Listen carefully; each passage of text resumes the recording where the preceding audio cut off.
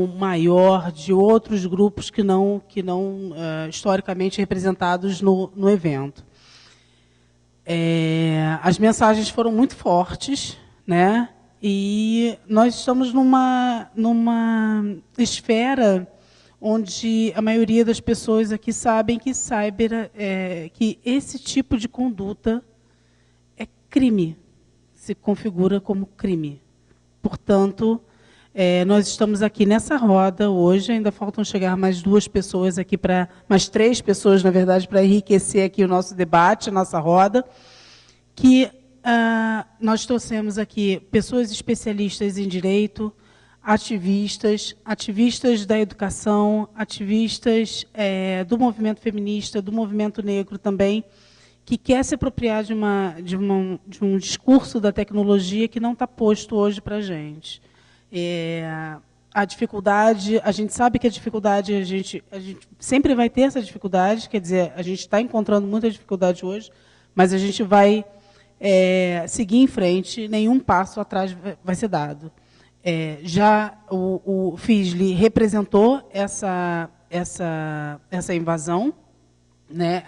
Falta a gente saber exatamente como foi feito, né? Porque existem várias opções de representação.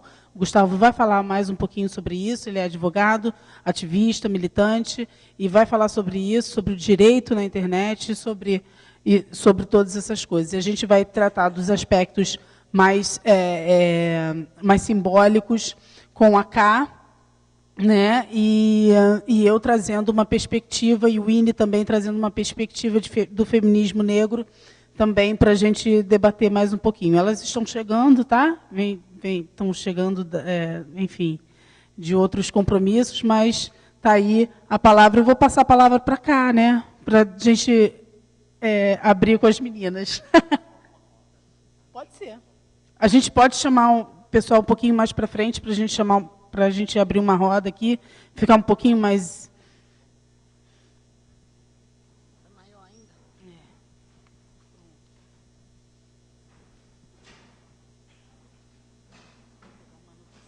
Tá, eu estou fazendo a minha aqui também.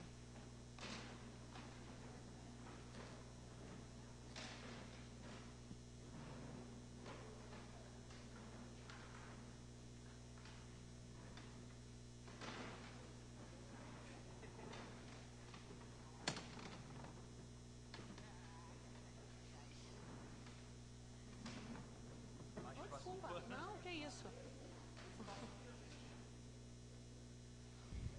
Bora chegando, minha gente.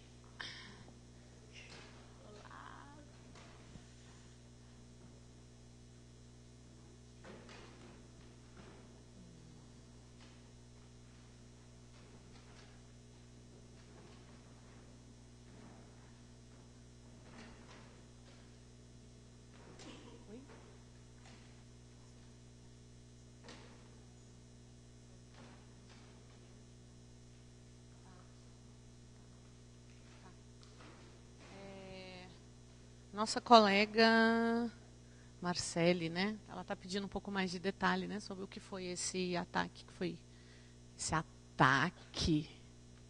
Ai, viu que o site sofreu. Esse ataque que o site sofreu, né? Que foi atacado mesmo foram os princípios do que é humano, sabe, gente? Porque isso que foi feito no site chama de defacement. Brincadeira de molequinho que não tem nada para fazer. Isso não é hacking, não.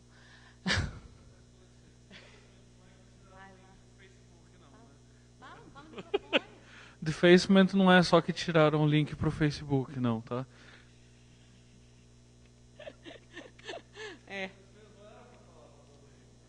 Não era, né? Não. Mas é isso. O site, como eu falei mais cedo, né? A gente está realmente fortalecendo esses espaços, né, que a gente discute mesmo a presença das mulheres em ambientes tecnológicos. Eu falei rapidamente sobre isso mais cedo. E o que foi feito para esclarecer, né? O site do FISLE ontem, quando acessado o link, né, ele mostrava uma mensagem, e essa mensagem era uma mensagem de cunho extremamente misógino, machista, né? E ficou algum tempo no site. Claro que várias pessoas que não estavam aqui viram isso e entraram em contato com a gente, né? Pediram um posicionamento que realmente é necessário, é justo. Aí eu peço desculpa para quem está aqui de novo, né? Eu vou repetir mais uma vez qual é o meu posicionamento mesmo como militante de Hacker Club na primeira coisa. Para a gente, defacement não é hacking. Tá? Hacking é criação, gente. Hacking é desafio. Hacking é transformação. E isso não é hacking, primeira coisa. E a segunda coisa é que eu não quero gastar muito o meu tempo de vida mandando mensagem para quem faz esse tipo de coisa. Tá? Eu quero gastar o meu tempo de vida fortalecendo as minhas redes colaborativas. E as minhas redes colaborativas estão sendo fortalecidas, cada vez mais fortalecidas, cada vez que entra uma pessoa nessa sala. Né? Então, eu quero conversar mesmo com pessoas que percebem que a gente precisa superar a injustiça, precisa superar a desigualdade, precisa tratar pessoas como pessoas. Né? Então, a minha fala e meu posicionamento político vai muito por esse lado. Eu faço parte de um Hacker Club, que é um coletivo de pessoas que gostam de tecnologias. Né? E a gente não só gosta de tecnologia, a gente gosta de aprender com tecnologias, gostamos também de inventar tecnologias e temos uma concepção ampla do que vem a ser tecnologias. Então, a gente assume que, por exemplo, na educação, nós temos tecnologias, nós assumimos que na gastronomia nós temos tecnologias e nós trabalhamos com essas experimentações num coletivo, no espaço físico, lá em Salvador, Bahia. O nome é Raul Hacker Club. O nosso Hacker Club ele pode ser considerado um dos mais diversos do Brasil. Se a gente pesquisa hoje, no site hackerspaces.org, nós temos pelo menos 41 hacker clubes registrados, ou seja, coletivos. Nós temos pelo menos 20 desses com sede, local físico para encontros. Né?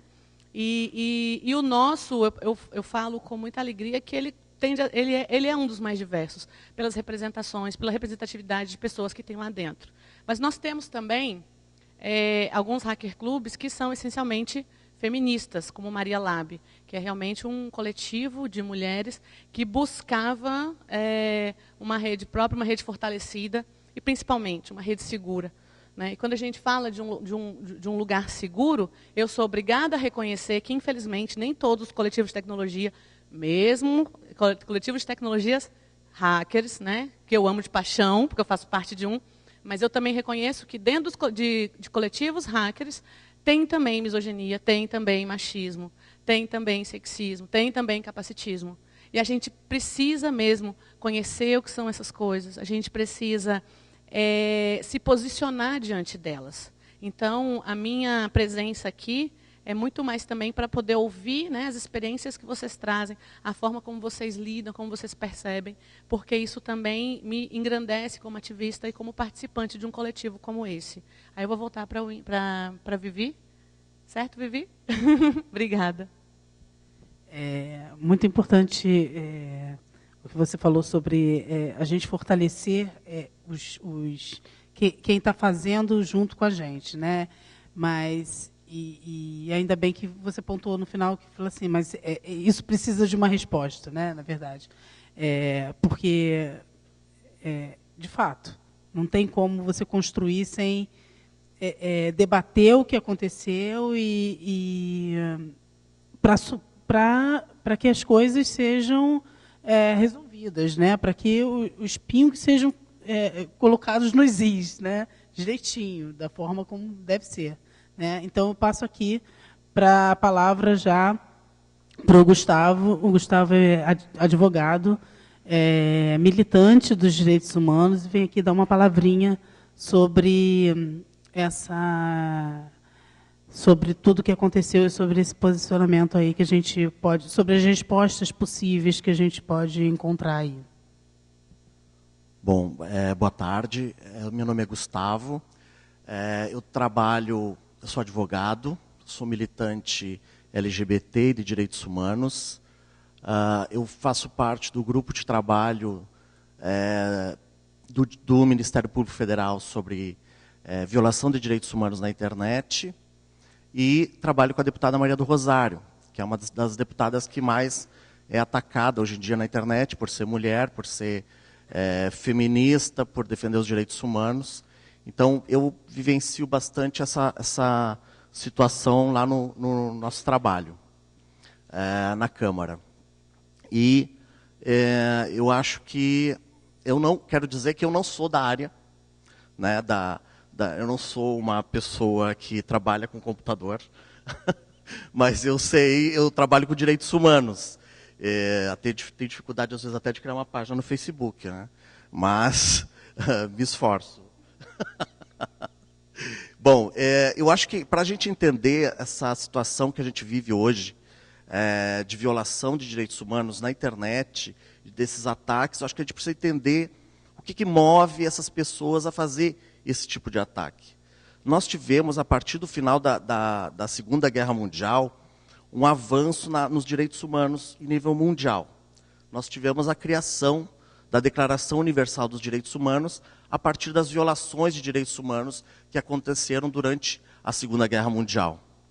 Isso aconteceu também porque, com o avanço do comunismo, os países capitalistas começaram a conceder direitos sociais para a população. Direitos previdenciários, direito a férias, alguns direitos trabalhistas. E isso, o que aconteceu? Não foi à toa que na década de 60 houve uma grande expansão dos movimentos de direitos civis no mundo, né? Tudo isso foi decorrência desse contexto. As pessoas passaram a ter mais tempo para se dedicar a outras questões que não a sua sobrevivência. Então surge, na década de 60, o movimento negro, mais moderno, o movimento LGBT moderno, a segunda onda do feminismo. Então, é nesse contexto que acontece esse crescimento desses movimentos sociais, dos movimentos civis. Obrigado. Então, nesse contexto, esses movimentos surgem e começam a lutar pelos seus direitos. Os direitos LGBT, os direitos das pessoas, dos negros, os direitos das mulheres. Tudo isso começa a surgir, então, a partir da década de 60, esses movimentos modernos, né, porque isso também existia no século XIX, mas com mais força no século XX. Isso leva ao quê? Isso leva a um avanço nesses direitos, a gente consegue ampliar os direitos dessas populações, que viviam muitas vezes escondidas, né, ou desamparadas. Nós começamos a ter políticas públicas de governo, e isso sensivelmente, a partir do final do século XX, início do século XXI. O que isso coloca para algumas pessoas? Algumas pessoas, elas ficam deslocadas nessa situação de avanço de direitos. O que hoje representa ser um homem heterossexual na nossa sociedade? É um homem que sempre teve o poder, é um homem que sempre teve as políticas a seu favor e que hoje ele não está mais no centro do poder político. Ele está sendo colocado mais à margem do que ele sempre foi. Isso deixa esse tipo de pessoa completamente perdida nessa nova fase de ampliação de direitos. Né? O que é hoje ser homem? Hoje tu vê até homem grávido, né? Tu vê homens transexuais que engravidam. Então toda essa lógica do homem é colocada em questão. Os direitos da mulher, as mulheres se organizando, tudo coloca o machismo, a heteronormatividade em xeque. Essas pessoas, elas estão migrando para a extrema-direita. E o espaço que elas acharam para manifestar esse ódio, desse espaço que elas perderam e que estão perdendo, é o espaço da internet. Por quê?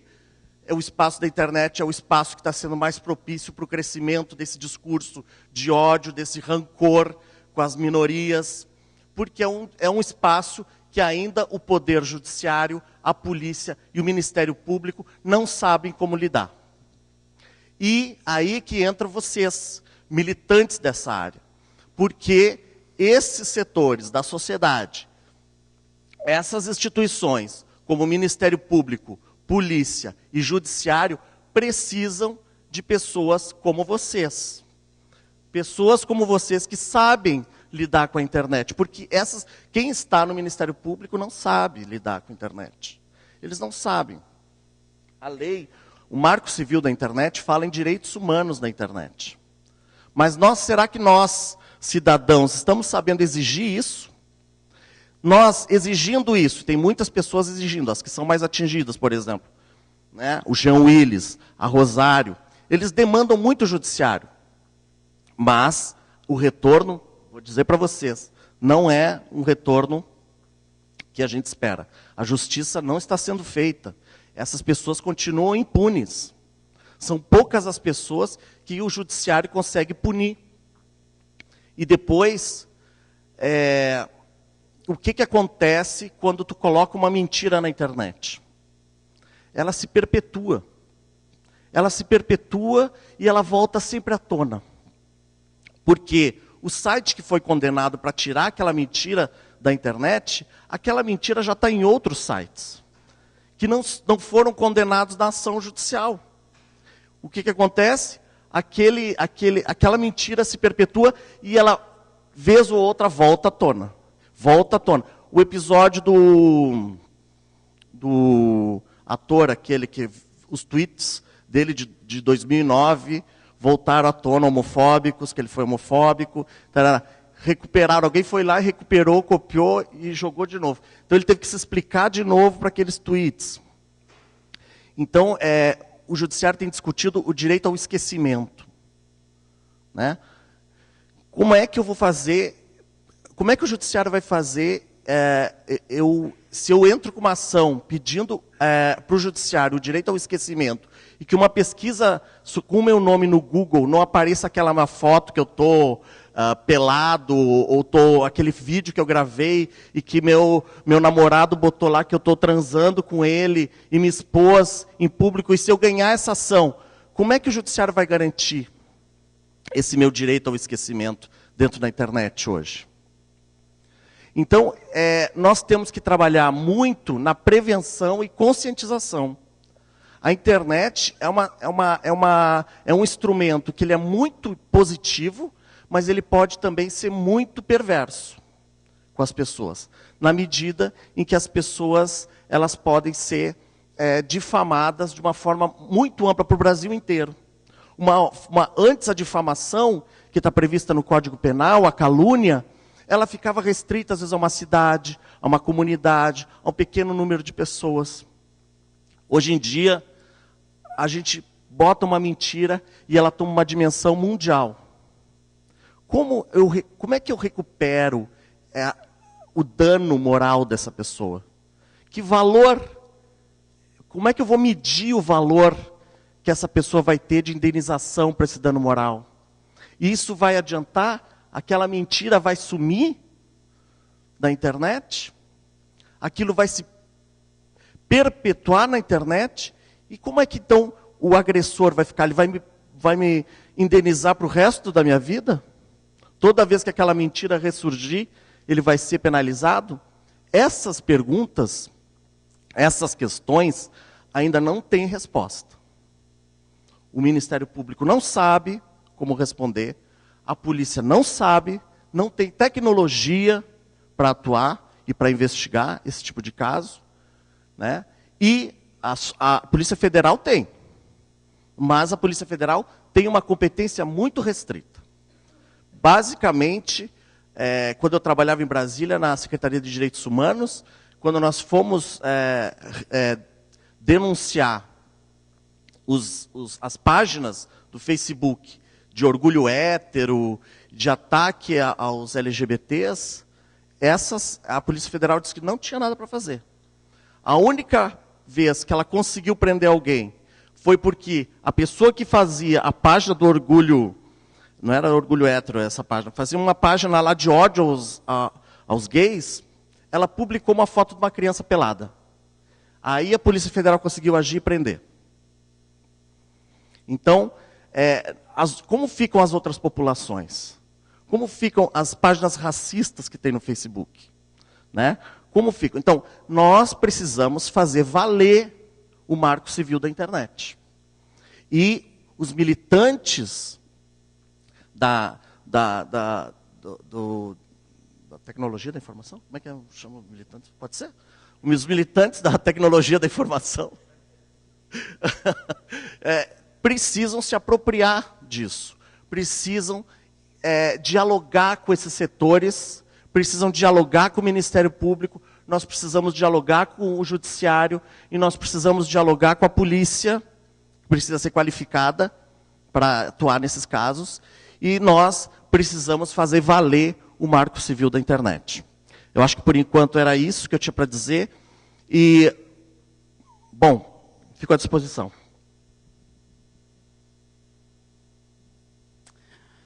Então, gente, Clarica, por favor.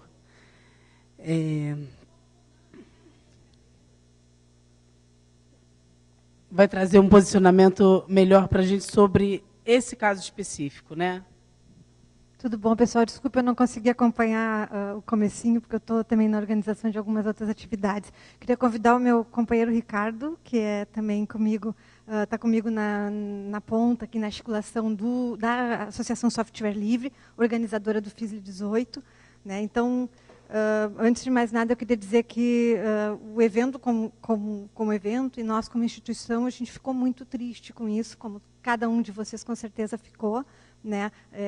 A organização desse FISLE, ela foi uma coisa muito difícil, ela foi uma coisa suada, a gente está muito contente de estar aqui, está muito contente com cada um de vocês que estão aqui.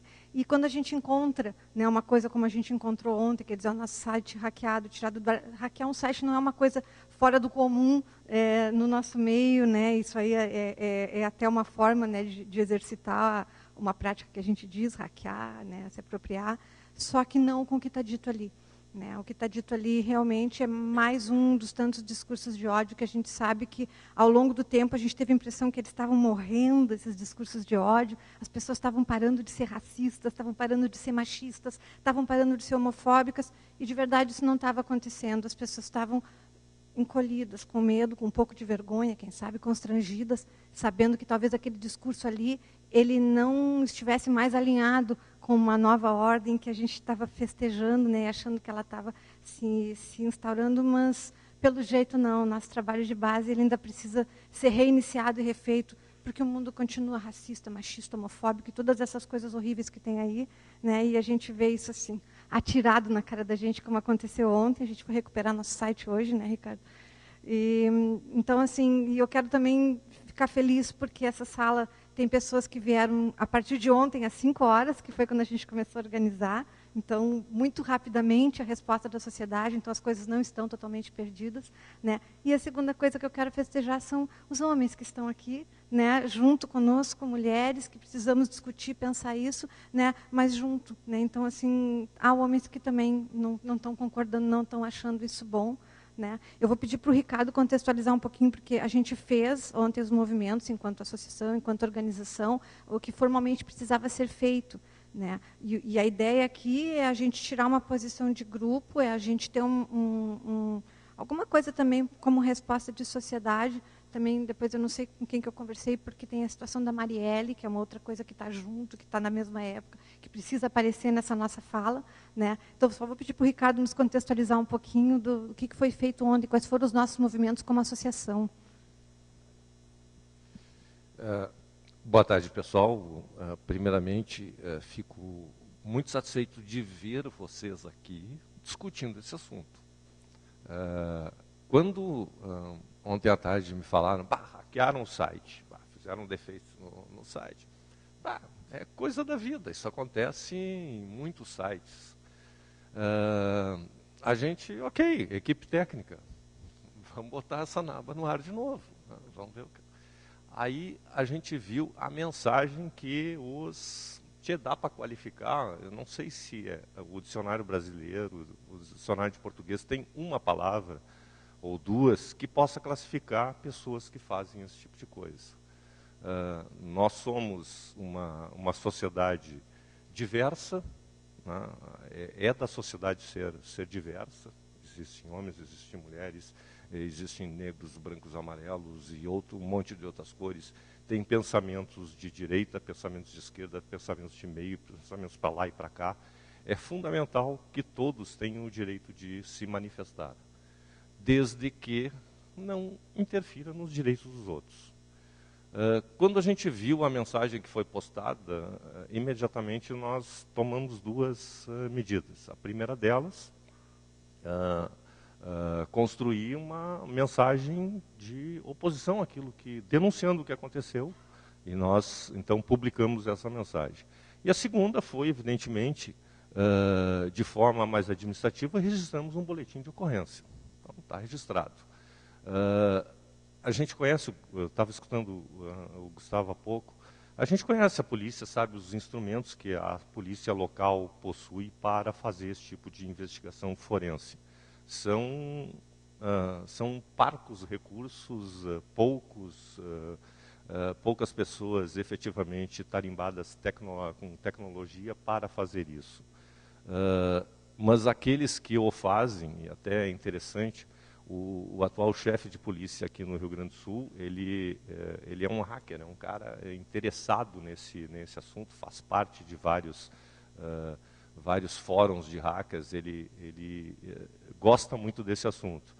Mas, ele tem suas limitações para ir adiante. A gente, claro, fizemos o BO e queremos que seja esclarecido. Acredito que se vai chegar perto não sei se é um ser humano ou não, né, dessa criatura que fez esse ataque desmedido. E nós, como associação ASL, há bastante tempo a gente incentiva exatamente a diversidade no nosso meio, a liberdade para que todos possam participar e professar as suas ideologias em termos de como é que elas pensam, o que elas querem, como é que a gente acha que deve ser software, como é que a gente acha que deve ser construção de banco de dados, como é que a gente acha que tem que ser arquitetura de sites. Então, todas as linguagens de banco de dados, as linguagens de programação estão contempladas aqui, né? A gente não dá preferência para uma ou para outra, mas para todas que tenham a questão da liberdade de código aberto, né, de software livre junto. E há vários anos a gente incentiva a participação feminina. Ficamos muito felizes ao ver na grade de programação que tem uma série, né, um conjunto fantástico de mulheres que são palestrantes. Isso é fundamental, assim como achamos maravilhoso ter vários participantes mulheres aqui na plateia. Inclusive, alguns anos atrás, nós convidamos, eu não estou lembrado o nome dela, convidamos uma menina para fazer uma palestra e ela nos disse, olha, legal, adoraria ir ao FISE, mas vocês têm código de antiassédio, política de antiassédio? O que é isso, né? Aí ela nos explicou o que era, e aí a gente pediu para ela, tu tens uma política de antiassédio que a gente possa utilizar? E ela nos mandou, e essa é a política de antiassédio que nós temos até hoje, né? Já fazem vários, acho que 6, 7, 8 anos que a gente tem uma política de antiassédio. O FISLE foi o primeiro evento que teve uma política de antiassédio no Brasil, e depois outros eventos, o pessoal, nossos parceiros da Latinoera adotaram essa política e ela acabou se disseminando aí em vários eventos. E uma das coisas que nos choca é que, de vez em quando, a gente tem que usar a política de antiassédio contra alguém. A gente achava que isso não acontece no FISLE, por conta de todo esse clima de construção coletiva, de colaboração, que não aconteceria isso. Mas, lamentavelmente, em muitos anos, nós tivemos que usar a política de antiassédio. Estou me lembrando do caso da Larissa.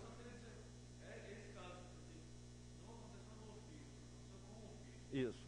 Uhum. É importante esse esclarecimento. Diga, Machado.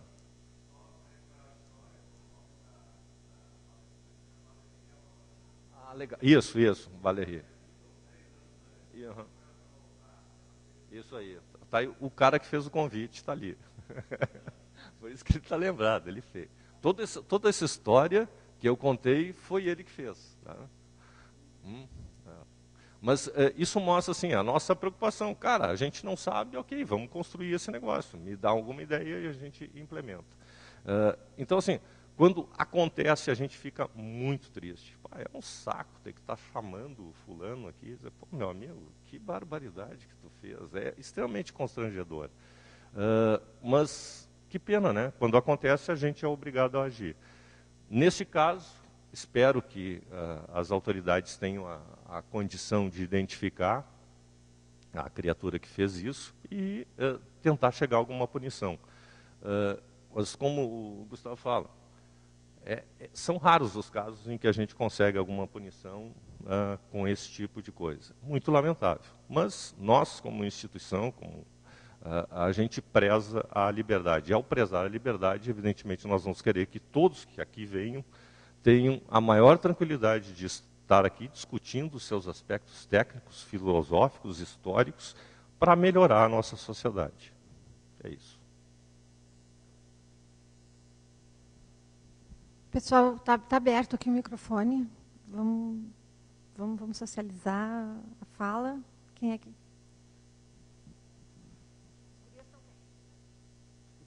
Eu vou puxar aqui um pouquinho. Eu vejo muito, assim, quando a gente fala em relação à liberdade na internet, quando acontece alguma coisa desse tipo, que a gente tem que olhar para o que a gente vai fazer depois de uma situação dessa. Quando a gente começa a pensar assim, até o exemplo que você deu de algumas imagens que são vazadas na internet, a gente está olhando para a consequência de um problema. Qual é a causa disso tudo? A causa disso tudo que eu vejo na nossa sociedade é que as pessoas não têm noção da importância que tem a privacidade dos dados. Quando a gente está dentro de casa, no nosso privado, a gente fecha a janela, fecha a porta, é a minha casa. Eu tenho privacidade do que está ali dentro. Quando a gente está utilizando a internet, as pessoas não pensam nisso. Estão utilizando uma rede social que está se expondo completamente. Não tem noção de que você mandando uma mensagem ali no WhatsApp, aquela mensagem está sendo traqueada para poder compartilhar dados seus na internet. Quando você está utilizando um aplicativo que te dá permissão para, por exemplo, utilizar o áudio do teu microfone, do teu celular, você está disponibilizando informações do teu dia a dia para um software que está fazendo uma transcrição de áudio para texto para poder fazer mapeamento do que você faz no dia a dia. Então, a gente tem que pensar um pouquinho na causa do problema também, e não só em remediar as consequências.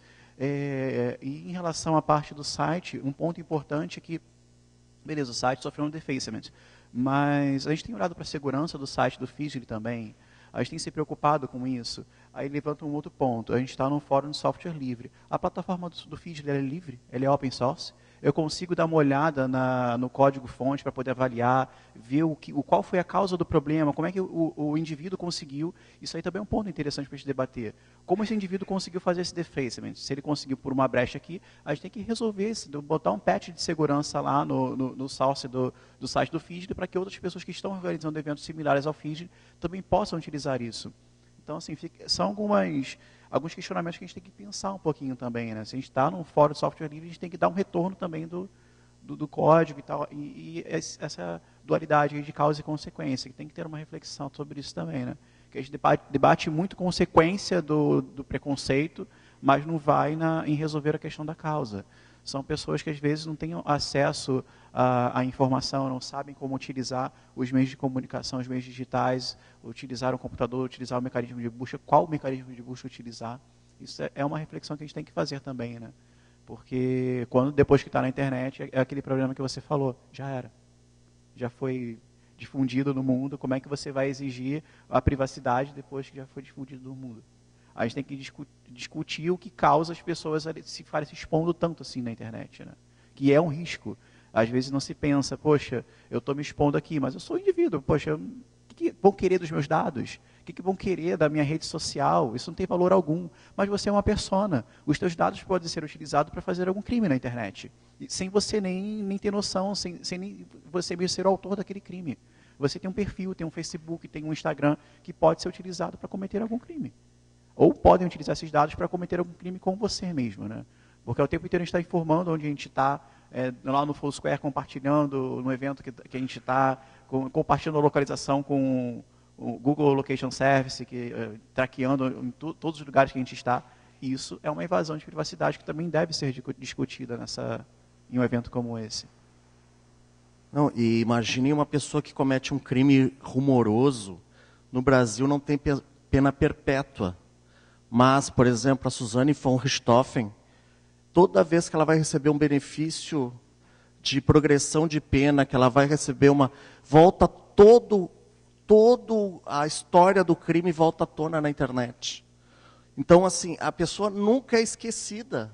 O caso nunca, apesar de ela ter cumprido a pena, muitas vezes a pessoa recebe a progressão de pena e toda a história volta à tona na internet. A pessoa não consegue ela não esquece mais aquela história, não apaga mais. Então, assim, nós temos que fazer um tipo de conscientização, e essa é uma proposta que nós temos discutido no GT, lá no Ministério Público Federal, que é conscientizar desde cedo em escolas sobre essa questão da internet, que o que tu faz na internet não vai mais ser esquecido. Então, tem que ter cuidado quando tu vai postar uma coisa na internet, que aquilo vai circular, né, vai viralizar. Então, nós temos que achar uma solução para essas questões, né? Desculpe a ausência, eu fui buscar as outras duas integrantes da rede de cyberativistas negras, Natália Neres, Internet Lab, da USP, e Maria Lab, também. Não, Maria Lab não, só Internet Lab, quer dizer, não só, né, mas, enfim, não só, né? E Winnie Bueno, também da rede de cyberativistas negras, militante aí do direito, e que vão dar uma palavrinha aqui para a gente também, contribuindo com esse debate. Boa tarde a todas e todos. Também me desculpar pelo atraso, embora a gente esteja aqui, né, falando de tecnologia, a burocracia ainda nos barra de alguns espaços, então a gente ficou lá resolvendo burocracia. Como a Vivi antecipou, meu nome é Winnie, eu sou Yalorixá, antes de qualquer coisa. Isso antecipa quem eu sou, a minha vivência, minha trajetória, a maneira com que eu lido com tecnologia está diretamente relacionada com o terreiro. Sou bacharel em Direito pela Universidade Federal de Pelotas, mestrando em Direito Público pela Universidade do Vale Rio dos Sinos. Desenvolvo uma pesquisa voltada para o pensamento feminista negro, e nessa pesquisa tem um braço em que a gente discute a questão da tecnologia e do racismo tecnológico também, né? Então, a gente tem pensado a partir da via do direito público também, como é que você vai lidar numa sociedade completamente globalizada e completamente informatizada com a questão da criminalização, né? Então, tem todo um arcabouço aí que passa por uma série de teóricos. Eu gosto muito, especialmente, da discussão que o Tamaraha e o que o Teubner fazem nesse sentido, né, para o direito, como que você consegue pensar um direito que também seja global, né? Porque quando você vai, por exemplo, lidar com uma questão de racismo no Airbnb, por exemplo, né, que é uma plataforma lá que todos vocês conheçam, que já passou por uma série de questões relacionadas ao racismo tecnológico. E aí, quem você aciona juridicamente? É o Airbnb? É a pessoa que está oferecendo, né, a sua casa, enfim, para alugar? Como que media essa relação? Media com o Estado brasileiro? Media com o lugar onde o site está hospedado? Media no local em que a pessoa está oferecendo a sua casa, enfim, para hospedagem? Então, essa é uma arena que a gente tem investigado bastante, sobretudo, não só nessas plataformas de serviço, mas também relacionado aos sucessivos bloqueios que as cyberativistas, em especial as cyberativistas negras, vêm recebendo, né, nessas plataformas das redes sociais, e aí, muito especialmente no Facebook, que é um lugar onde, não raro, essas mulheres que se colocam mais à frente, né, de processos de denúncia de machismo e de racismo, elas não só têm a sua página bloqueada, isso é um outro tipo de silenciamento, né, que está operando aí historicamente, aí a dinâmica do machismo e do racismo também vai mudando e vai se entrando numa esfera mais tecnológica, mas também com o apagamento dessa ideia, né? Porque quando você sofre um bloqueio, aquele conteúdo que é denunciado, ele não só te deixa sem poder atuar na rede, como ele some, né? Então aquele pensamento que você articulou, ele deixa de existir. Então, esse é um debate também, enfim, que a gente tem feito, né, de como tem uma dialética aí, né, da relação tecnológica, em que, ao mesmo tempo que as redes nos servem de um espaço de repercussão, não só do nosso ativismo, mas de toda uma articulação que me permite, por exemplo, dialogar com uma mulher negra no Caribe, né, e trocar com ela informações sobre raça e gênero, ao mesmo tempo, essa rede também me adoece, no sentido de que me apaga, né? Quando eu vou denunciar, quando eu vou falar sobre isso, essa rede me apaga. Então, acho que para, né, começar assim, do que nos cabe, é isso um pouco também, para a gente conseguir compartilhar ideias. Bom, prazer, sou Natália, acabei de desembarcar. Estou muito feliz de estar aqui também, a convite das meninas. Eu sou pesquisadora do Internet Lab, né, e coordeno a área de desigualdades e identidades.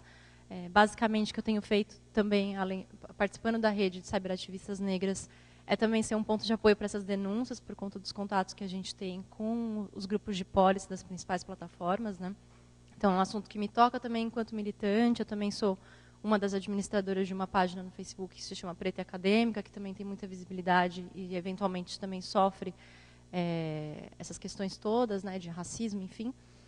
Mas a atuação no Internet Lab tem a ver com pesquisas sobre o tema em duas chaves na nossa atuação até agora. A primeira de violência online, então a gente estudou por algum tempo os casos de pornografia de vingança, né, conhecido como revenge porn. Publicamos um livro há 2 anos sobre isso, que se chama O Corpo é o Código, também numa tentativa de pensar esses problemas não na via específica, né, ou não exclusivamente da criminalização, né, ou da penalização, que é sempre a resposta automática da esfera pública a problemas que a gente tem de comunicação, de tecnologia, né, bom, isso deveria ser proibido, enfim, pensando que é sobre liberdade, né, e é sobre liberdade sexual, é sobre liberdade de uso de plataformas de tecnologia, enfim. E uma pesquisa que a gente acabou de acabar, há 2 semanas, sobre o uso de tecnologias, e especificamente de internet, por empregadas domésticas, né? E a gente fez esse recorte, ou tentou olhar para esse grupo exatamente por ele encarnar, ou trazer, né, acho que informações para a gente que tem a ver com desigualdade de classe, de raça e de gênero, né? Algumas descobertas interessantes que são muito contra o senso comum, né, como a preocupação com segurança. O brasileiro não se preocupa com segurança, né, e aí a gente diagnosticava, enfim, que dentro desse grupo há uma preocupação e há um conhecimento sobre políticas de privacidade, o que nos dá indicações de que talvez as discussões que se façam em contextos muito técnicos, né, discussão sobre software livre, discussões sobre privacidade, dependendo do modo como a gente faça, a gente consiga fazer com que esses grupos também estejam, né, presentes, para ela deixar talvez de ser uma discussão de grupos muito nichados e que passaram por universidades ou que têm possibilidade de viajar e discutir esses temas em outros contextos. Então, acho que o esforço um pouco enquanto pesquisadora, enfim, sou doutoranda em Direitos Humanos na Faculdade de Direito da USP, também desse lugar, né, de pesquisadora, de doutoranda, de ativista negra, de tudo isso, tentar, acho que a nossa presença aqui também é marcar esse lugar. A gente não é especificamente o grupo que tem uma discussão tão profunda sobre tudo que se está discutindo aqui hoje, né, em diferentes fóruns, mas acho que a nossa presença também é para marcar a importância de que esses temas que a gente discute, seja de bloqueios, seja de uso de tecnologia para o grupo subalternizado, seja os casos de violência contra a mulher, que, enfim, parece que o evento está deixando claro que esse é um tema importante, e eles sejam pautados também não na perspectiva somente do gênero, né? E que raça também não seja recorte, que a gente seja também visto, identificado como um ator importante nesse processo de discussão. Acho que é um pouco nesse sentido.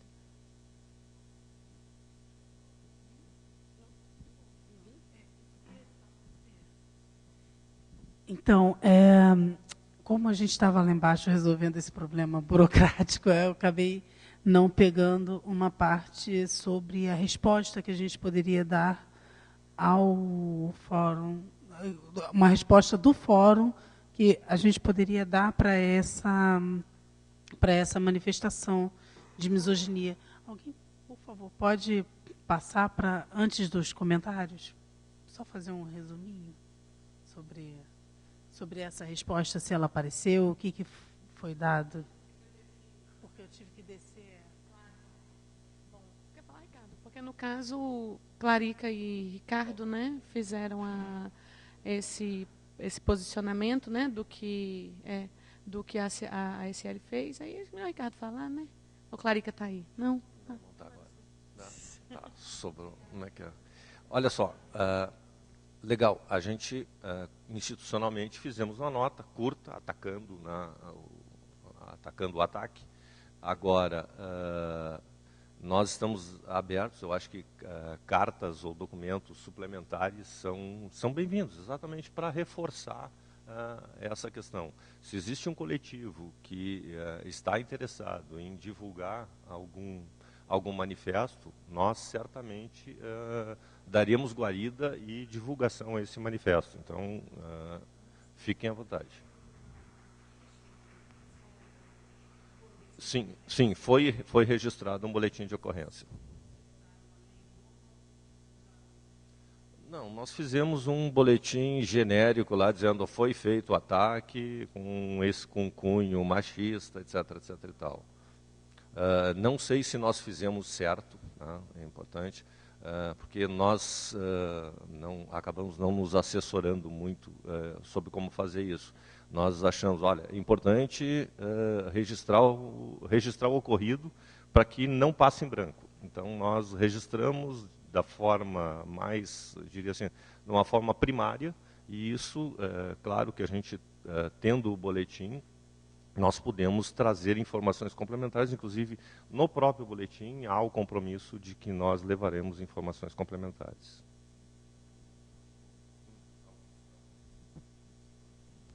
Eu acho que dentro do possível vocês fizeram o que tinha que fazer. Não acredito numa solução, que a polícia vai encontrar uma solução, porque isso é muito complexo para eles.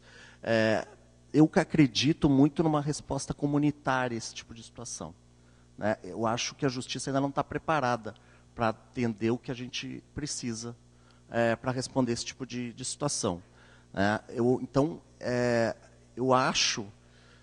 eu vou levar a situação para o GT do Ministério Público Federal, que a gente tem um GT que trata de direitos humanos na internet, violação de direitos humanos na internet. Nós, inclusive, estamos montando um seminário sobre isso, junto com a Defensoria Pública da União, que também recebe muitas denúncias com relação a isso. E acho que, se o fórum puder participar, inclusive, a gente vai convidar para vocês para o nosso seminário. E eu acho que, sim, o marco civil da internet, ele tem aqui, primeiro, o governo tem que investir em conscientização do uso da internet. Isso está aqui na lei. Nós temos que cobrar isso do governo. Nós precisamos cobrar. Tem que ter recurso para isso, porque está na lei. Então, tem que haver recurso para conscientização sobre o uso da internet. Então, acho que a militância de vocês pode ser nesse sentido. Então, talvez esse caso que aconteceu tenha vindo em boa hora para vocês se somar e pautar isso, começar a pautar esse tema nos próximos fóruns e botar isso na agenda de vocês enquanto movimento. A outra questão é que tem que ter os governos federal, estadual e municipal tem que organizar a participação social na gestão da internet. E nós temos que cobrar isso nos nossos estados, no nosso município. Na União já tem um comitê gestor, né? Mas eu não sei se esse comitê gestor pauta questões como direitos humanos na internet. Nós precisamos pautar isso e cobrar que os espaços, que o município, que o Estado também tenham conselhos ou comitês gestores da internet para discutir esse tipo de situação. Nós precisamos que os governos nos ouçam sobre essas questões. E que porque a gente tem muito a contribuir. Vocês têm muito a contribuir, talvez, com sugestões mais práticas de como resolver questões mais rapidamente do que o Judiciário e o Ministério Público têm resolvido. E, para isso, nós precisamos ter um espaço de diálogo com o governo. Então, esse espaço de diálogo é extremamente importante. Então, nós precisamos fazer valer o Marco Civil da internet. Acho que isso, principalmente nesse aspecto da participação social. Bom, então, eu venho aqui falar que tem uma legislação que foi aprovada recentemente, que é justamente sobre crimes de misoginia na internet, né? E que se chama Lei Lola. E essa lei, ela atribui a investigação, o resultado da investigação e a responsabilidade da investigação para a Polícia Federal. Então, nesse caso, quem, como o Ricardo falou, que tem competência e equipamentos e estrutura para fazer esse tipo de investigação. Então, a gente acha que assim, seria muito importante que também fizesse essa aproximação puxando essa legislação no tipo de registro, para que não caia no esquecimento, a gente não fique sem investigação, não fique, né, não fique um silenciamento, uma tentativa de silenciamento e um apagamento em termos de ações efetivas que a gente poderia fazer. Para além disso, como foi bem destacado já, a parte a questão educativa, né, a questão do não tratar o caso somente como um caso isolado, né, e defender, fazer com que a gente, como a gente está fazendo aqui hoje, né, ampliando o caso, tratando dele, mas ampliando o caso para outras questões, outras relações, e abordando a misoginia, a transmisoginia, né, a intolerância, a LGBTI-fobia, né? Mas principalmente marcando também a presença de que nossos corpos vão continuar nessas esferas da tecnologia e as pessoas vão ter que se acostumar com eles. Porque a gente não vai deixar de usar a tecnologia e vamos desenvolver tecnologia cada vez mais. Então, acho que é um pouquinho disso que a gente está nesse espaço. Agora, para além disso, a gente pode fazer alguma coisa, como o Ricardo falou, a gente pode escrever carta, pode fazer um manifesto, eu acho que tem muitas pessoas aqui que poderiam se manifestar, enfim. Então, vou abrir o microfone para outras contribuições também, tá bom?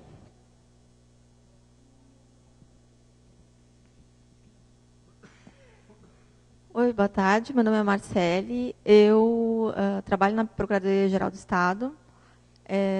Tenho conhecimento que já tem comitês gestores de informática no Estado, dentro do governo. Infelizmente, se não me engano, todos os participantes são homens.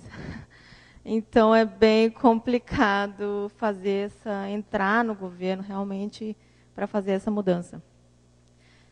Aqui, eu achei muito importante uma coisa que o Gustavo falou, que é o próprio evento começar a difundir essa ideia. Então, uma sugestão seria colocar 50% de palestrantes mulheres, caso contrário o evento não aconteça. Então, realmente inserir mais esse diálogo, essa conversa para dentro do evento, para dentro da comunidade, porque realmente, se a gente depender do Estado, as coisas não vão para frente. A gente tem que meter a mão na massa mesmo, falar e conversar e alavancar ideias, todo mundo junto, quem tem interesse, se juntar, fazer grupos, porque realmente, se depender do Estado, a coisa vai continuar da forma como a gente viu aí, mensagens desse tipo, a gente vai continuar ouvindo, infelizmente.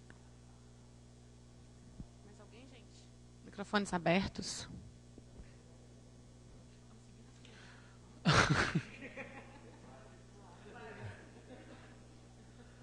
Eu queria compartilhar uma inquietude que está me incomodando desde que eu fiquei sabendo desse episódio. Foi logo depois de uma palestra que eu apresentei, em que eu falava de tecnologias resistentes à censura, tecnologias usadas para possibilitar divulgação anônima de informação, para permitir que pessoas publicassem coisas que não pudessem ser removidas, para possibilitar que pessoas que são perseguidas políticas possam se comunicar e denunciar os abusos que elas estão sofrendo. E aí eu vejo isso. Essas tecnologias, necessariamente, para cumprir o seu objetivo, elas necessariamente permitiriam esse tipo de coisa, de forma irremovível. E eu contribuo para essas coisas. E eu gostaria de poder continuar contribuindo sem ter esse peso, sem ter essa inquietação de que,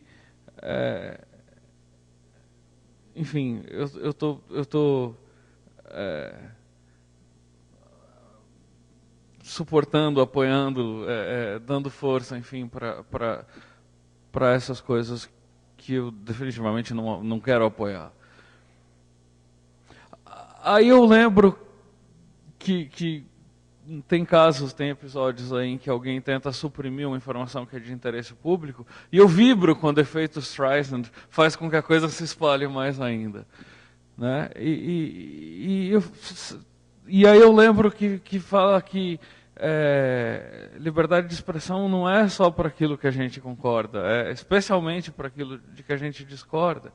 Eu falo, será que a gente devia tolerar isso de alguma forma e ter um contrapeso que não fosse censurar ou enfim, impedir ou eu estou muito confuso, enfim. Tá? Mas eu tenho uma sensação de que a abordagem que a gente segue em casa, minha filha hoje tem 14 anos, algumas pessoas aqui a conhecem, mas ela passou por bullying na escola e tal, e a nossa abordagem foi de empoderá-la, para não ser vítima disso, enfim, para passar por cima dessa questão. Então, sei lá, juntando isso tudo, a sensação que eu fico, quer dizer, se a gente não quer jogar fora essas ferramentas que eu acho tão importantes para a democracia, para a sociedade em geral, será que a gente consegue fazer como parte da educação de internet que o Estado deve fornecer, que seja, sei lá, aprender a passar por cima dessas coisas, a falar, ok, isso é parte indesejável da humanidade, enfim, da condição humana, né? Não estou querendo dizer que essas pessoas que fazem isso não deveriam ser desumanizadas, enfim, mas é um comportamento indesejado humanamente, mas, enfim, essas pessoas precisam ser de uma certa forma acolhidas e respeitadas e falar, mas isso que você fez não foi legal. A comunidade tem que responder de forma falando, a nossa comunidade não tolera isso e expandir essa comunidade. Enfim, eu estou muito confuso. Eu queria ouvir ideias agora ou depois a respeito disso. Tá? Muito obrigado.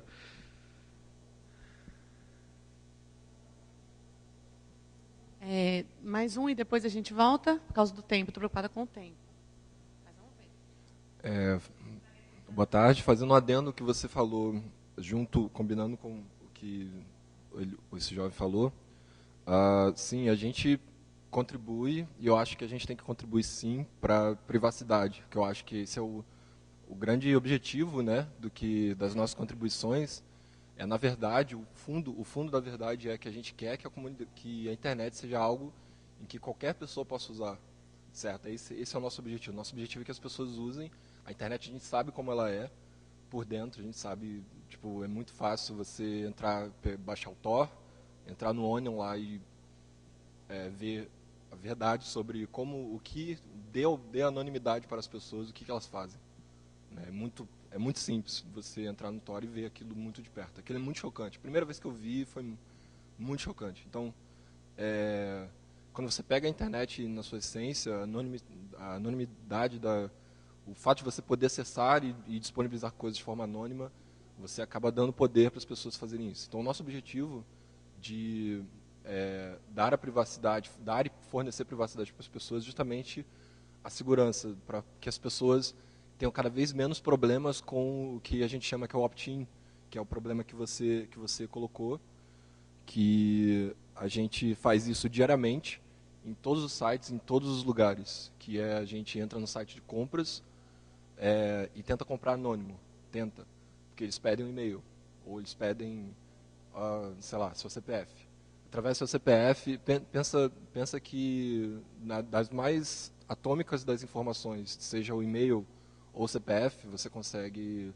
É muito simples chegar através do e-mail, você chegar até a pessoa. É muito fácil através do nome, você chegar até a pessoa, é muito fácil.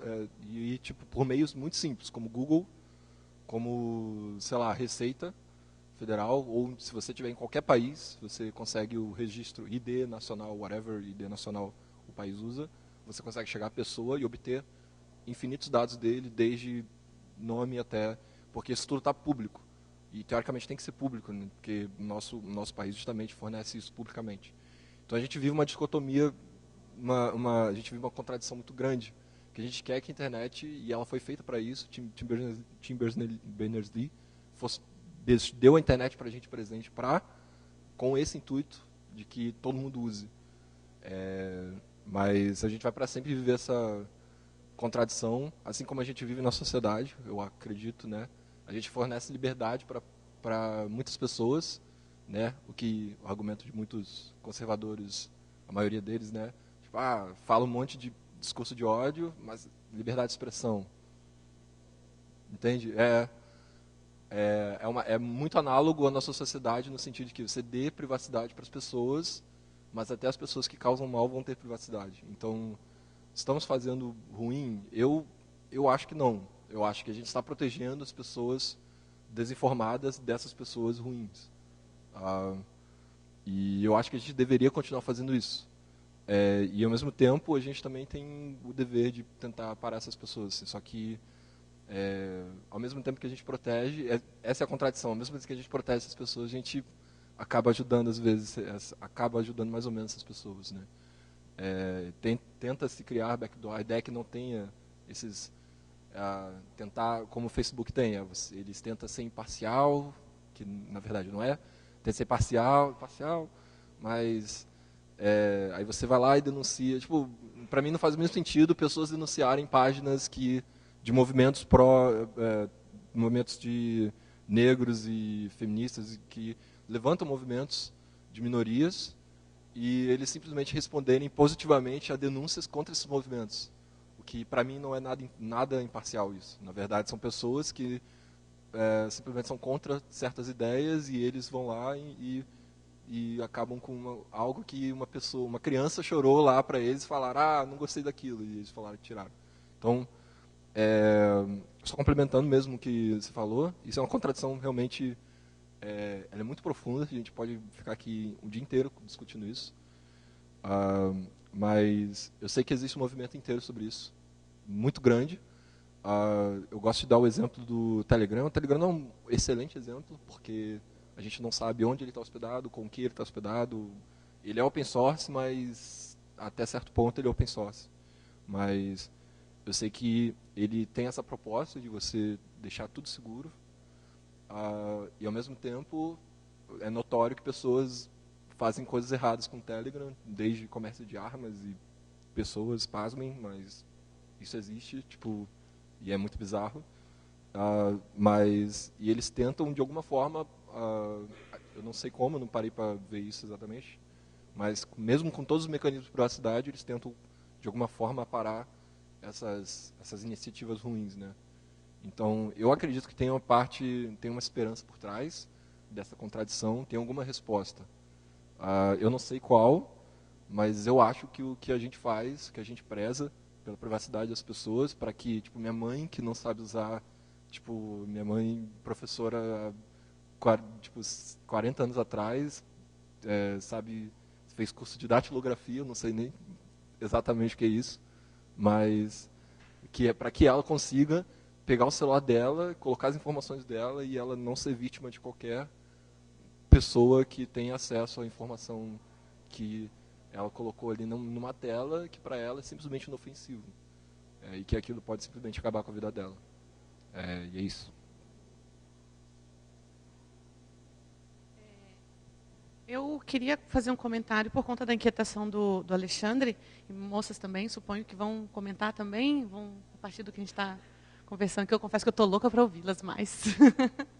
Mas quando o Alexandre traz isso, né, esse conflito, eu acho que esse conflito é um pouco de todos nós, porque eu, como parte de movimento de hackerspace, né, a gente se pauta pela ética dos hackers originários, e os hackers originários não necessariamente das áreas tecnológicas, né, mas aqueles que defendem mesmo o conhecimento livre, conhecimento para todos, e o acesso a tecnologias como forma de acesso ao conhecimento. Então, tem alguns valores que são imprescindíveis, né? A privacidade é um deles, para a gente poder ter o direito de produzir conhecimento, de investigar em segurança. E a privacidade é um direito, né? A gente compreende como um direito individual, mas, em compensação, a gente também defende a transparência. A transparência como um dever público, né? Então, se eu falo em nome de um coletivo, eu tenho que falar de forma transparente. E para a gente, por mais que pareça contraditório, não tem contradição nesses valores, né? E aí o que acontece? No mundo hacker, você tem também o anonimato, que também como um direito está ligado a essa privacidade. E aí vem a contradição que você também tem o reconhecimento social, né? Porque quando um hacker faz alguma ação, ele pode não querer ser reconhecido pelos meios legais, pelas instituições, mas ele quer ser reconhecido pela sua comunidade, né? Por mais secreta que ela seja, ele quer ser reconhecido. Então, percebam que nem aí existe mesmo essa contradição, porque o reconhecimento quer ser dado. E aí, o que eu digo para vocês, como participante do movimento hacker? Eu não sou da área de tecnologia, né, mas consigo conversar, né, com meus pares, e por conta da semântica do texto que foi colocado, a gente tem hipóteses, né? A gente tem hipóteses. Pois é, né? Mas não só isso da semântica da escrita, sabe? Mas dos jargões utilizados. Dos jargões. Porque quem faz isso queria, de alguma forma, ser reconhecido por algumas pessoas, né? Então, e aí, Alexandre, quando você... não, desculpa, antes de falar para o Alexandre diretamente, falar para todos, né? Nós temos uma máxima, e essa máxima é o que tem sido um grande divisor de água no nosso movimento. A gente tem que ter cuidado com o outro, a gente tem que ser excelente com o outro, sabe? Seja excelente com o outro. E quando um de nós não é excelente com o outro, a gente tem que chamar a atenção desse, sabe? A gente tem que ser chamado a atenção. E a gente continua não sendo excelente com o outro, a gente passa a não ser mais reconhecido como participante daquela comunidade, né? Então, essa galera que fez isso, né, se realmente fizer parte ou tiver ligado a alguma dessas comunidades, está deixando de ser excelente com os outros, né? E isso vai ter consequências, tem consequências.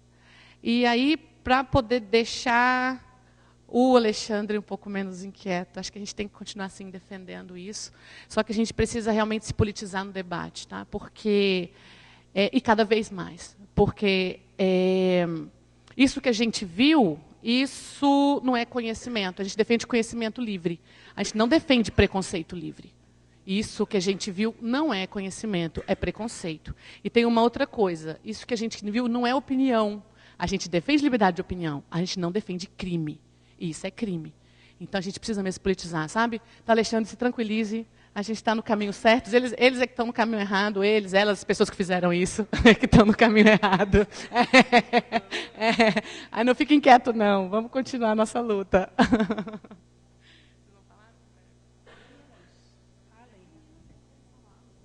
Meninas, falem. Como se sentem?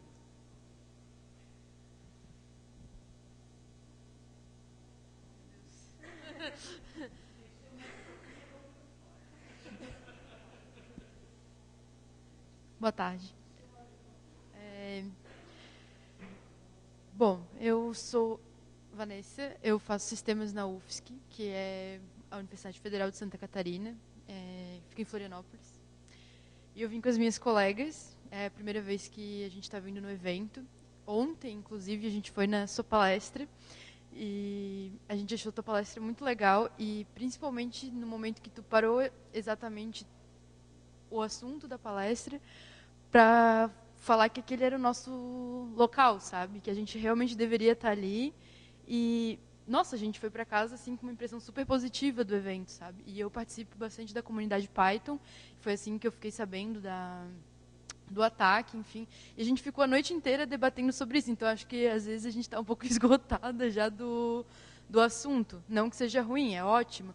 Mas eu vejo que é muito necessário a gente realmente fazer uma resposta de comunidade, seja por um cartaz, seja por um painel, eu acho muito importante. E que em todos os eventos tenham isso, sabe? Sei lá, um grupo no Telegram, porque isso faz muita diferença. Na comunidade Python, a gente tem isso muito forte. A gente tem tanto eventos que são especificamente para mulheres, mas a gente também tem pautas e procura sempre a diversidade em todos os eventos. Então, difundir isso, trazer esse conhecimento, porque hoje a gente está aqui e a maioria das mulheres que estão aqui, não todas, mas são da área da tecnologia. Então, trazer esse conhecimento para mulheres que não são da área da tecnologia, mostrar a tecnologia para as outras pessoas, porque às vezes a gente fica muito reclusa e até a gente atinge sempre as mesmas pessoas. Então, até onde a gente está aqui debatendo vai levar mais conhecimento, vai levar mais questionamento para outras mulheres, sabe? Então, eu acho que é isso aí, gente. Já falei demais.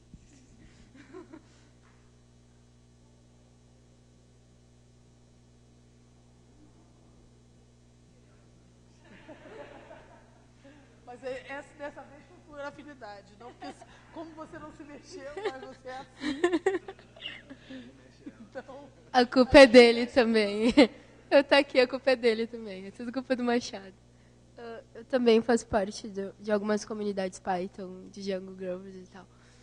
E com relação ao que ele falou, que a comunidade tem que dar uma resposta, mas assim, eu conheço várias meninas da Ciências da Computação da URGS, onde elas são extremamente humilhadas, atacadas, todo dia por professores, e a URGS não toma nenhuma atitude.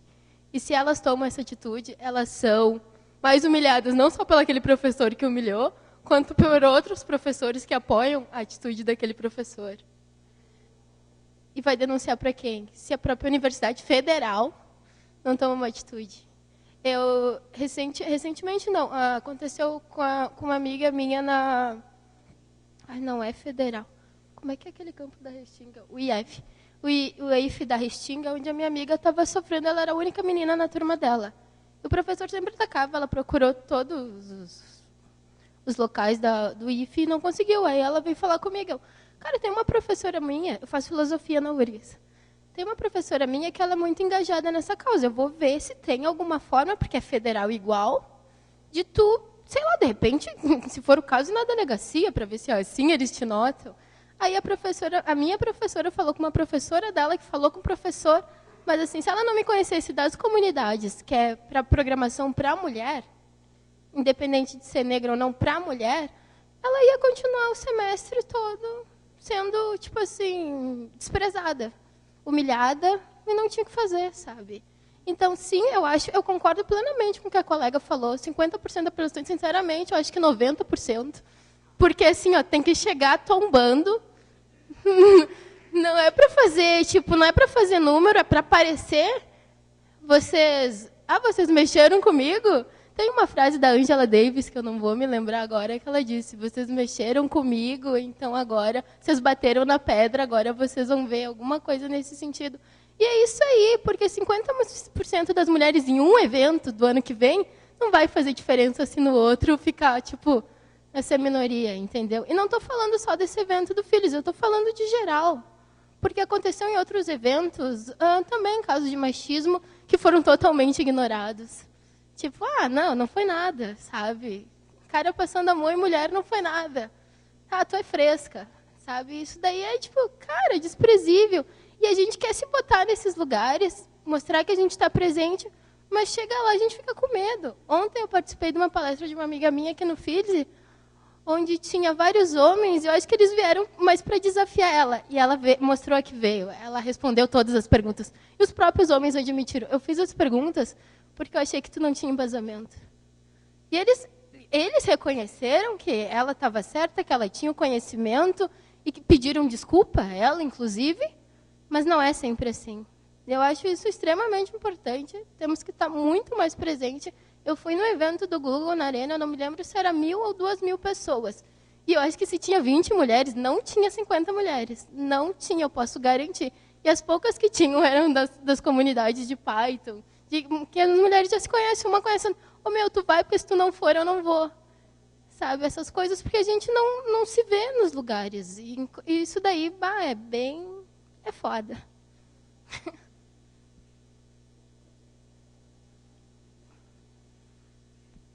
Oi. Meu nome é Machado. Obrigado. Me chamo Machado. Eu primeiro queria fazer coro com o colega que falou ali e com a K, que tranquilizou o Oliva. E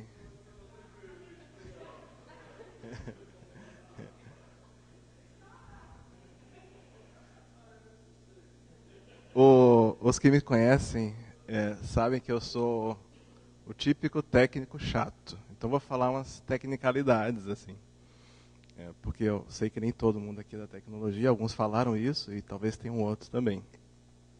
Uma historinha do software livre. Software livre, para quem não sabe, tem definição formal, consensuada, né? E essa definição se baseia em 4 liberdades. Vou falar só da primeira, porque é a que vem ao caso aqui.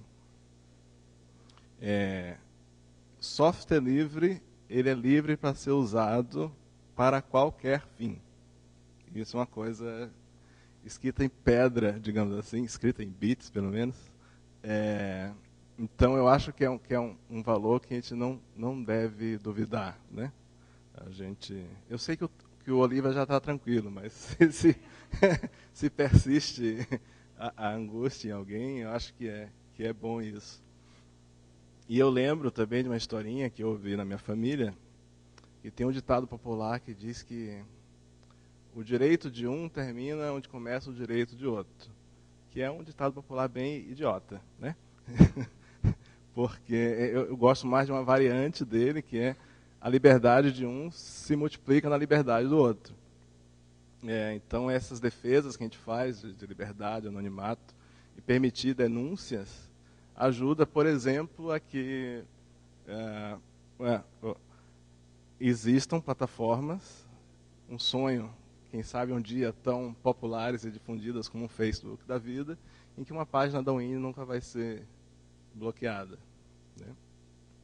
E pelo tema da denúncia, eu queria fazer um voto de reconhecimento do trabalho histórico desse fórum, que é o seguinte: quem leu o texto que está lá no defacement da página, no ataque, percebe um tom de denúncia ali, né? Só que uma denúncia revertida. É quase que mais um sinal que vocês estão no caminho certo, assim. Desde há muitos anos, né? Se está incomodando o outro lado, alguma coisa certa a gente está fazendo.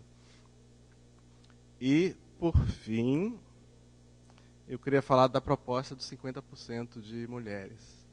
Eu trabalhei na coordenação do programa desse evento muitos anos, da versão 4, da edição 4 até a edição 16.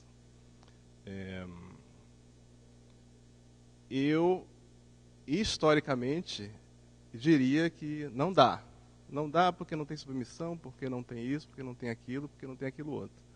Mas no mesmo avaliação que eu faço, que esse fórum vem num movimento crescente nesse sentido, embora eu ainda acho que seja difícil, talvez seja o momento de apostar em dar o passo maior, né? Então, eu acho que pode ser uma boa, sim. É isso.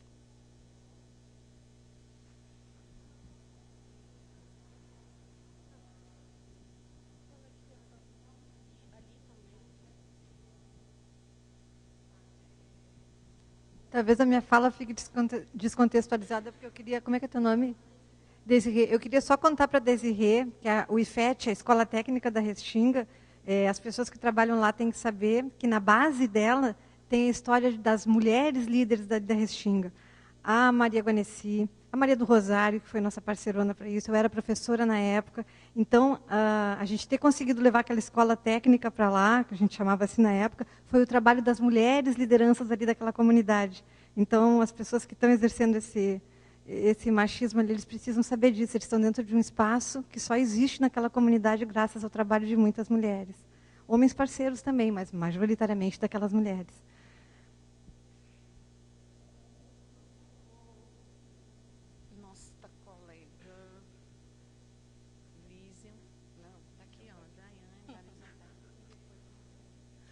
Boa tarde, meu nome é Daiane, eu sou do Rio de Janeiro. Lá no Rio eu desenvolvo um trabalho com uma comunidade bem bacana, que é o PHP Woman, RJ. Quem quiser se sentir à vontade pode fazer parte. É um trabalho onde a gente incentiva as meninas que querem ou já trabalham com programação para que elas se sintam num ambiente mais à vontade. Além da comunidade que eu fundei, eu também sou coordenadora de uma comunidade PHP Rio, da comunidade PHP Rio, que é uma comunidade mista, tanto mulheres quanto homens.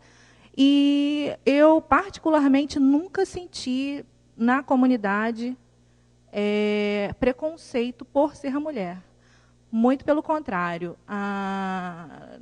Não sei se é questão da comunidade, mas todas as pessoas que eu tive contato são pessoas que apoiaram a minha decisão na área de programação, incentivando, dando ideias, porque eu acho que a gente não deve se isolar, né?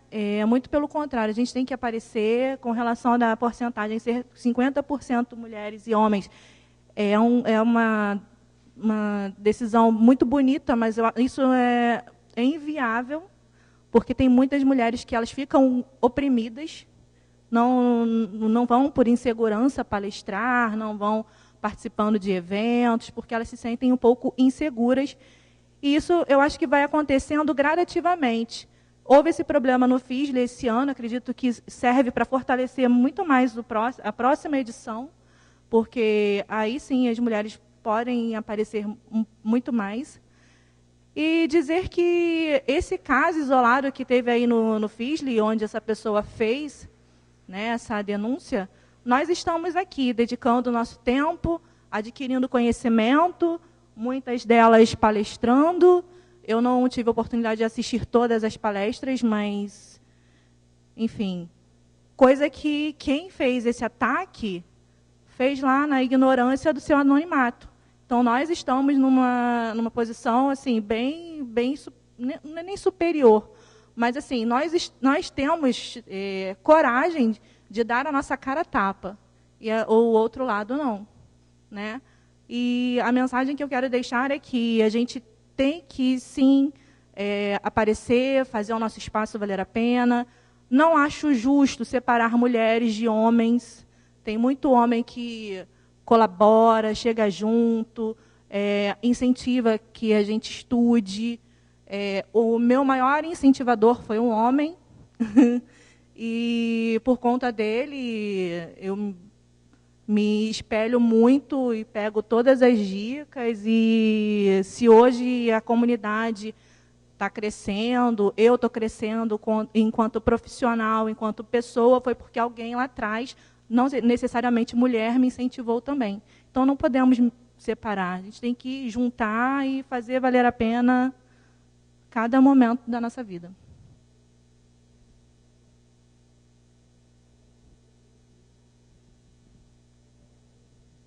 Eu queria complementar ali a questão que o colega trouxe sobre a meta, né, dos 50%. Sem dúvidas, é uma questão bem complexa, porque a gente pensa assim, não, olha, a gente não vai conseguir bater essa meta, vai ser difícil, mas eu acho que basta a gente colocar uma meta. A partir do momento que a gente coloca uma meta e tenta atingir aquilo ali, o resultado que der vai ser positivo.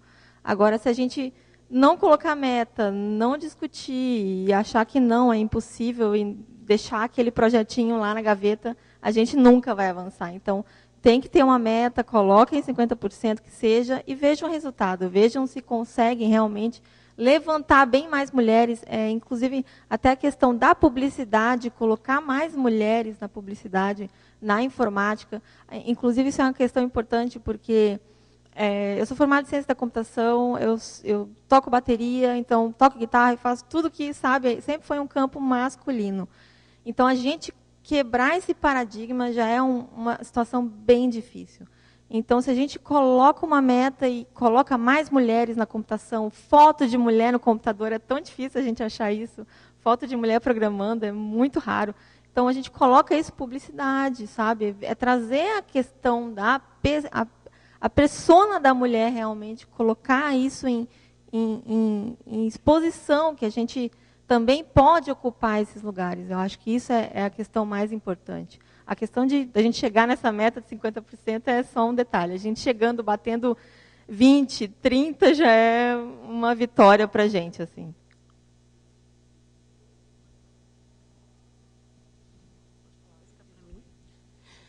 Tá. Então, assim, tem algumas coisas que vocês falaram que me despertaram para uma série de questões, assim, né? Eu não sou uma mulher que diretamente estou envolvida na área das ciências da computação, enfim, das ciências mais duras, mas sou uma pessoa que me aproprio, né, desses recursos desde muito tempo e utilizo esses recursos de várias maneiras. Então, me sinto muito confortável para falar, assim, né? A primeira coisa é essa questão da linguagem, né? Eu ouvi, passou por mim isso, né? A linguagem várias vezes. Tem uma esfera do pensamento de Habermas, e aí eu vou ir lá para o meu canto, né? Que é lá sociais, que ele vai dizer que a linguagem é um instrumento mediador, né? E aí eu acho que a gente pensar em linguagem das redes, a gente também pode pensar como esse instrumento ele é um instrumento de mediação. Mas, ao mesmo tempo que ele é um instrumento de mediação, ele é um instrumento de opressão. A linguagem também opera como um instrumento de opressão. Fanon fala isso, né? Franz Fanon, que é um filósofo martinicano que já é falecido, ele vai reverter essa ideia e vai dizer, né, como que a linguagem desumaniza esse corpo que é o corpo negro, né? Ele está falando especificamente da experiência dos colonizados. E a linguagem, nesse meio que a gente tá debatendo agora, ela também é um meio, é um mediador, mas também é uma forma de oprimir. Estava vendo aqui o slogan do evento, né? A tecnologia que liberta. A tecnologia que liberta é a mesma que oprime. Ou não? Acho que essa é uma reflexão importante de se fazer. E aí eu fiquei me pensando em símbolos, em imagens, e me lembrei da metáfora do navio negreiro. O navio negreiro, se a gente for analisar isso historicamente, o navio em si, ele não é um instrumento de opressão. A tecnologia que está envolvida naquele navio, ela não é um instrumento de opressão. Mas esse navio foi utilizado para oprimir determinados corpos. Neste navio as pessoas morreram. Neste navio as pessoas perderam a sua humanidade. E é também neste navio que as pessoas constituem redes de sustentação própria, de resistência, de reconfiguração e de resiliência. Então, os negros e negras escravizados que foram colocados nesse navio, que é uma metáfora para a tecnologia aqui, né, para deixar bem explícito, que foram colocados nesse navio, eles foram colocados nesse navio para serem oprimidos nesse navio, para serem desconstituídos da sua humanidade nesse navio, chegarem em um outro lugar sem a menor condição de ser outra coisa que não mulas da sociedade. Mas é nesse mesmo navio que as pessoas conseguem articular uma resistência e chegarem nesse outro espaço, sim, sob condições desumanas, sim, sob condições muito restritas de autonomia, mas sob condições de resistência. Então, tem uma dialética aí operando, né? O mesmo espaço, esse espaço que é atacado, ele é atacado, e vou concordar muito com as pessoas que me antecederam, ele é atacado dessa forma porque ele tem algo a dizer, né? Para nós, para mim especialmente, que tenho uma dificuldade tremenda de entrar na PUC, eu sou daqui, sou de Porto Alegre, eu tenho muita dificuldade de entrar na PUC, porque a PUC é um lugar extremamente elitista, extremamente racista, em que muitas vezes, quando você tenta entrar aqui, o segurança te para. E as pessoas que são daqui sabem disso. Para mim estar aqui, chegar aqui, precisou de uma rede, né? E essa rede, ela vai também se constituindo a partir desse espaço da tecnologia, assim. E aí, por fim, eu queria pensar, enfim, discutir como a gente pode pensar a tecnologia numa perspectiva interseccional. E tirar do indivíduo, tirar da nossa narrativa pessoal, e é difícil de fazer isso, né? Porque a gente se sente importante a gente controlar a nossa narrativa e poder compartilhar os nossos méritos. Mas o fato de eu, Winnie, mestrando em Direito, e a Lorixá, e aí, né, quantas pessoas aqui vão se manifestar enquanto Ialorixás, conseguirem chegar aqui nesse espaço e discutir de igual para vocês, não quer dizer que a estrutura social mudou. Né? Não quer dizer que a tecnologia foi o suficiente para isso, não quer dizer que lá fora, quando eu saio, quando eu vou lá me manifestar nas minhas redes, eu não estou sendo extremamente atacada, extremamente estereotipada, extremamente limitada na minha possibilidade de expressão, que é uma possibilidade de expressão libertadora. Né? Então, pensar enquanto comunidade, pensar esses lugares, pensar de que forma a tecnologia nos liberta, é pensar também numa perspectiva interseccional. Quem está sendo emancipado a partir dessa tecnologia e quem está sendo cada vez mais oprimido. Né? Então, acho que para os próximos dias, enfim, para os próximos fóruns, a gente tem que sair daqui pensando sobre isso. E, por último, assim, esses 50% de mulheres, eles têm que estar cotejados em raça. Tem que ter mulheres indígenas aqui, tem que ter mulheres negras aqui, tem que ter mulheres não brancas dialogando como a tecnologia tem lhes ajudado nos seus processos de emancipação. Então, acho que é isso. Eu tinha pensado algo também sobre essa relação indivíduo-estrutura. Né? Quando eu ia ouvindo as falas, acho que ouvindo a sua fala, ouvindo a sua, e a partir do desconforto do professor, né, de que, bom, será que é o caminho certo? Eu acho que uma grande questão que a gente sempre discute internamente é de que essa contradição entre liberdade de expressão e esse discurso de ódio, ela nem existe. Né? Ela não está colocada dessa forma, nem juridicamente. Eu já fiz análise de acórdão sobre casos de racismo que foram julgados em diferentes tribunais, e assim não aparece uma discussão do desembargador dizendo, bom, não, ele podia falar isso porque era sobre liberdade de expressão. Sim, eu entendi, mas acho que tem uma coisa, a gente está um passo tão anterior em relação a isso, em relação às opressões, que é de não reconhecimento delas. A discussão que aparece nesses acórdãos não é, ele estava exercendo a liberdade de expressão ou ele estava sendo racista, isso não é racismo.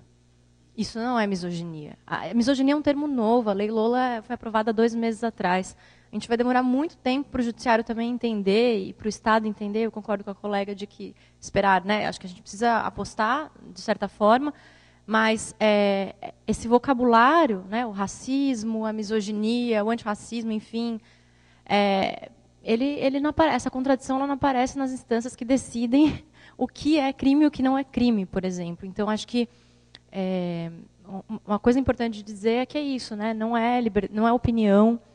Né, a partir do momento que a gente tem pessoas próximas e até nós mesmas que por ataques que sofreram na internet se afastaram. Olha, não tenho mais, eu não tenho conta, não. Eu passei um tempo doentes, com depressão, tentativas de suicídio. A gente estudou casos de violência online contra a mulher, que os casos de suicídio eram comuns entre adolescentes de 14 e 15 anos. Então, a gente não está falando de opinião.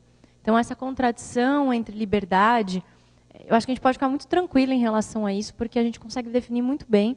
E quando isso, retomando, né, e quando isso aparece para o Estado decidir, num processo de racismo, por exemplo, ou de misoginia, o que está colocado não é isso, é um não reconhecimento desse tipo de violação. A gente está ainda, então, voltando à questão estrutural, está na hora de a gente pensar que o que aconteceu aqui não é um caso particular, ou de que trajetórias indicam que, isso que a Winnie falou, né, que as coisas estão mudando, porque a gente tem uma estrutura que, de fato, legitima. Não foi uma ignorância, né, esse ataque que aconteceu. Eles sabiam exatamente o que eles queriam, como fazer e o que fazer, né? E o resultado disso é um resultado muito palpável, parece muito...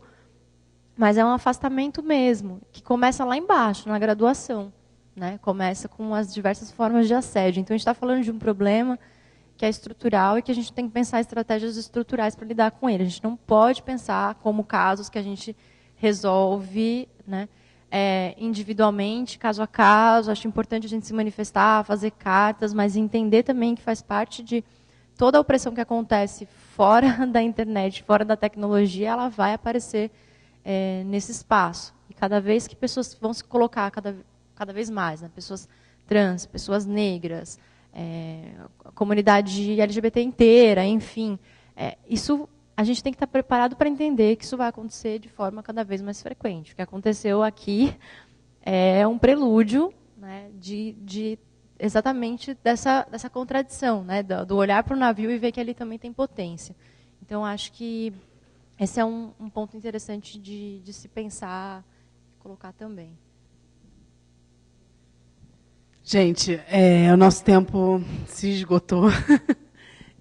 Eu vou agradecer imensamente a presença de todas e todos aqui, debatendo, contribuindo para esse debate. É lógico que a gente enaltece muito a posição do Fórum, nesse sentido de ter produzido uma nota bem rápida e bem certeira nesse sentido. E assim que a página retornou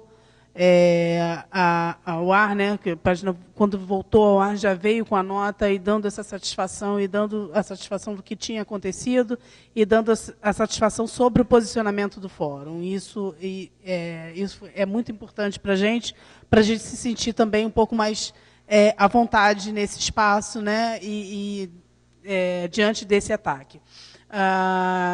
Foi um prazer conversar com todo mundo aqui. Eu espero que outros debates como esse, a gente vai realizar amanhã, às 4h também, lá na aula das comunidades, um outro debate sobre cyberativismo também. A gente vai tratar desses e de outros pontos, e aí estão todos convidados, todas e todos convidados também.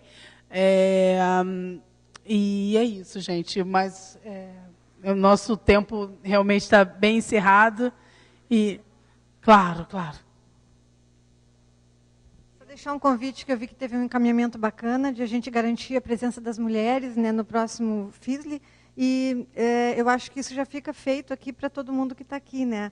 Montar uma grade de programação como a que a gente tem aqui, isso não é uma coisa fácil, isso é uma coisa que a gente cada vez mais está querendo qualificar e está querendo fazer de forma intencional, né? Então, já fica um convite aqui, fiquem olhando o que vocês fazem, o que vocês têm para trazer, né? Se coloquem como pessoas que vão ajudar a construir essa nova formatação, essa nova grade, né, do FISLE ou de algum outro evento que se vá estar organizando nesse sentido. Mas fica o convite, acompanhem, né? A gente tem um site ali que não estará mais hackeado, vai o resultado ali, vão as fotos disso, e quem sabe se no ano que vem a gente não tem um FISLE organizado, voltado para isso, seria lindo demais, gente. Eu estou muito contente com essa organização de mesa aí que a gente conseguiu. Eu falei para a Vivi no começo da tarde, eu queria muito gurias negras puxando, protagonizando, né? E a gente está conseguindo fazer isso. Então, muito obrigada, né, para todo mundo que veio atender esse chamado e acompanhe a programação do FISLE. No sábado, vou fazer uma campanha aqui, a gente tem uma roda de conversa sobre aproximações entre o Paulo Freire e o conhecimento livre. Está tudo relacionado, né? Nada dessas coisas que a gente falou aqui estão fora disso.